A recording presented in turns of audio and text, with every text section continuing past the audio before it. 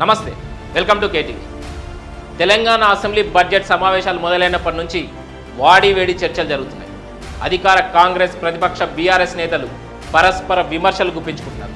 కానీ జరిగిన అసెంబ్లీలో మాత్రం మాటల తూటాలు పేలాయి. మహేశ్వరం ఎమ్మెల్యే సవితా ఇంద్రారెడ్డి, నర్సాపూర్ ఎమ్మెల్యే సునీతా లక్ష్మారెడ్డిపై సీఎం రేవంత్ పరోక్షంగా చేసిన కామెంట్స్పై సభ దద్దరిల్లింది. ఆయన ఏమన్నారో ఒకసారి చూద్దాం. వెనకాల ఉండే అక్కలు ఇక్కడ ఉండి చెప్పి ఇక్కడ ముంచి అక్కడికి తేలినరు. ఆ అక్కల మాటలు విన్నాడు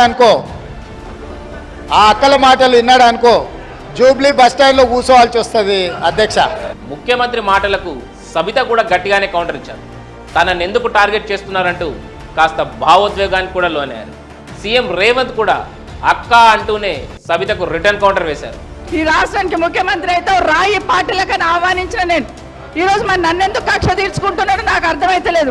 అధికారం కోసం కాంగ్రెస్ను వదిలి టీఆర్ఎస్ పార్టీలో చేరి మంత్రి పదవి పొంది తమ్ముని మోసం చేసింది కాబట్టి ఈ రోజు నమ్మొద్దు అని కేటీఆర్ కి చెప్పిన అధ్యక్ష. అయితే సబితా రేవంత్ మధ్య డైలాగ్ వార్ నడుస్తున్న గ్యాప్లోనే ఓ ఆసక్తికర పరిణామం చోటు చేసుకుంది. దీన్ని ఎవరు పెద్దగా నోటీస్ చేయనట్లుగా అనిపించింది. ముఖ్యమంత్రిపై సబితమ్మ మాట్లాడిన మాటలకు మంత్రి సీతక్క కౌంటర్ ఇచ్చారు. సీఎం రేవంత్ అలా ఎందుకు అనాల్సి వచ్చిందో అదే సభలో చెప్పేశారు. ఆవిడేమన్నారో ఒకసారి చూడండి, మీకే తెలుస్తుంది.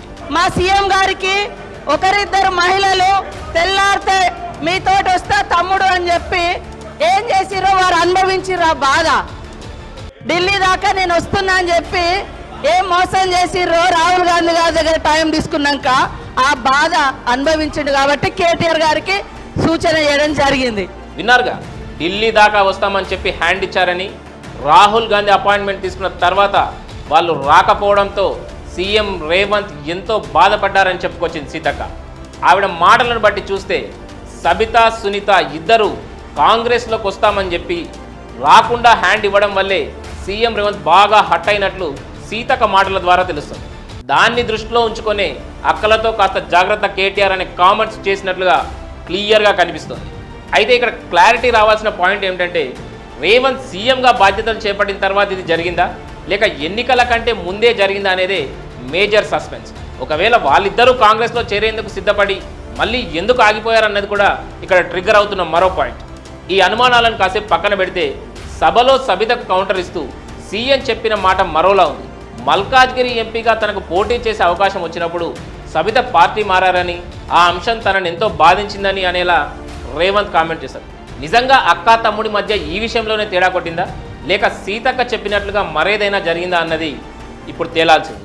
Please do subscribe to Please do subscribe to Please do subscribe to Please do subscribe to Please do subscribe to Please do subscribe to KTV Telugu KTV Telugu KTV Telugu. KTV Telugu KTV Telugu Please do subscribe to KTV Telugu.